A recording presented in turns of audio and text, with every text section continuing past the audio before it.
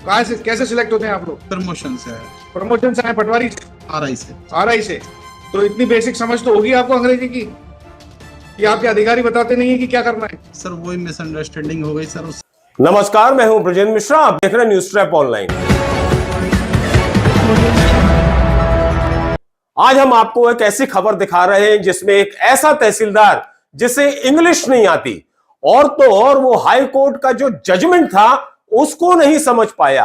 High court ने order दिए एक दूसरे को कब्जा दिलाने के लिए और इस तहसीलदार ने उस ऑर्डर को उल्टा समझ लिया और जिसका कब्जा हटाया जाना था उसको कब्जा दिला दिया। अब आप सोचिए कितनी बड़ी ब्लंडर मिस्टेक है। हाई कोर्ट जज को जब ये बात पता चली तो वो एकदम से तमतमा गए और उन्होंने जमकर फटकार लगाई। तहसीलदार से पूछा, किस तरह के तहसीलदार हो आप? आपको तो पीएससी में सिलेक्शन होता है ना, और उसके बाद यदि इतनी इंग्लिश नहीं आती तो क्या मतलब तुम्हारे तहसीलदार होने का? हाई कोर्ट जज बहुत ज्यादा नाराज हुए क्योंकि मामला एकदम दूसरा हो गया। हाई कोर्ट ने ऑर्डर किया कि जो पीड़ित है उसका कब्जा वापस दिलाया जाए, ये जजमेंट था। और देखिए साहब उस तहसीलदार को कि वो तहसीलदार पीड़ित की बजाय जो कब्जेदार था उसके पक्ष में उसने क्रियान्वयन कर दिया उस ऑर्डर का, जिससे उस पीड़ित का बहुत ज्यादा नुकसान हो गया। दरअसल ये पूरा मामला है सागर जिले के जयश्री नगर का, जहां कब्सबाहा एक गांव है। अब वहां के तहसीलदार को इंग्लिश नहीं आती साहब, और इंग्लिश इसलिए नहीं आती क्योंकि वो आरआई से बना हुआ है। कहते हैं ना, ये प्रमोशन वाले जो तहसीलदार हैं ये खतरे की घंटी होते हैं।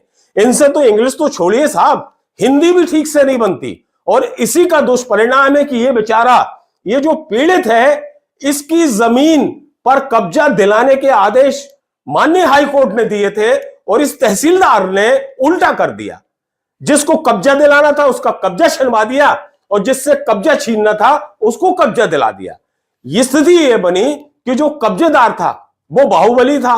उसने हाई कोर्ट के जजमेंट को देखे बगैर तहसीलदार ने जैसा क्रियान्वयन किया, उसने रातों रात इस बेचारे पीड़ित के खेत में ट्रैक्टर चलवा दिए साहब। खड़ी फसल इसकी तबाह कर दी। जरा सुनिए इस पीड़ित को, जिसके लिए यह तहसीलदार अभिशाप बन गया क्योंकि उस तहसीलदार को इंग्लिश नहीं आती थी। पीड़ित का लाखों का नुकसान हो गया। ये अपना दर्द बयां कर रहा है और तो और ये सरकार से ये कह रहा है कि साहब कम से कम तहसीलदार जैसी पोस्ट पर पढ़े लिखे लोगों को तो भर्ती करो, कम से कम उन्हें इंग्लिश तो इतनी आती हो जो माननीय हाईकोर्ट के ऑर्डर को समझ सके। और यदि समझ में नहीं आता ऑर्डर तो किसी से समझ ले। ऐसा तो ना करें जिसमें घनघोर अन्याय हो जाए।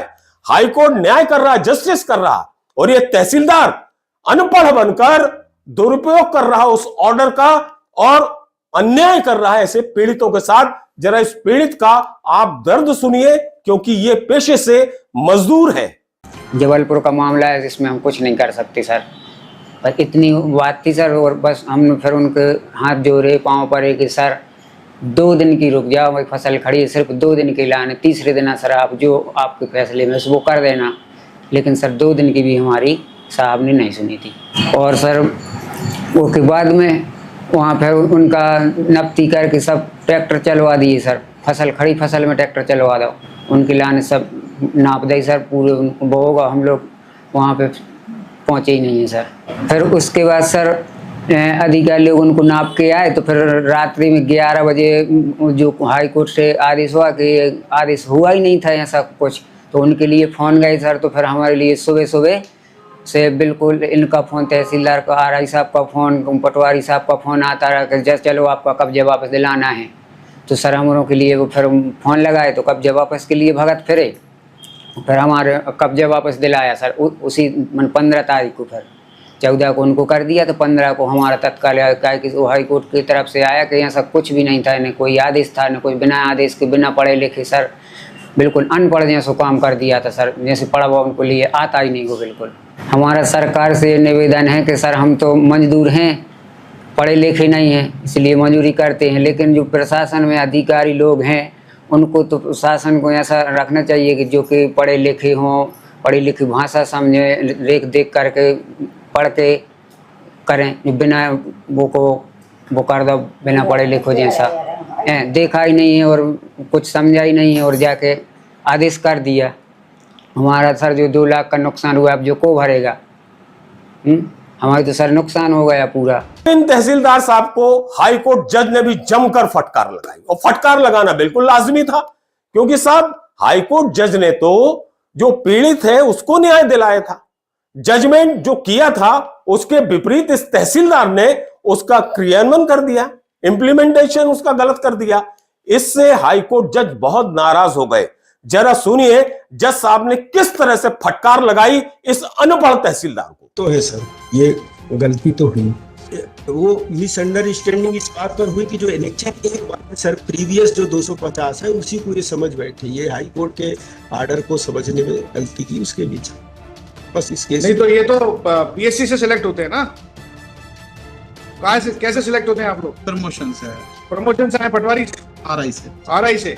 तो इतनी बेसिक समझ तो होगी आपको अंग्रेजी की कि आपके अधिकारी बताते नहीं है कि क्या करना है। सर वही मिसअंडरस्टैंडिंग हो गई सर उस समय। सर आप एफिडेविट दीजिए, क्षमा का एफिडेविट दीजिए पूरा ये लिख के कि आपकी मिसअंडरस्टैंडिंग होगी। ये एफिडेविट में मैंने लिख दिया पैरा 5 सर।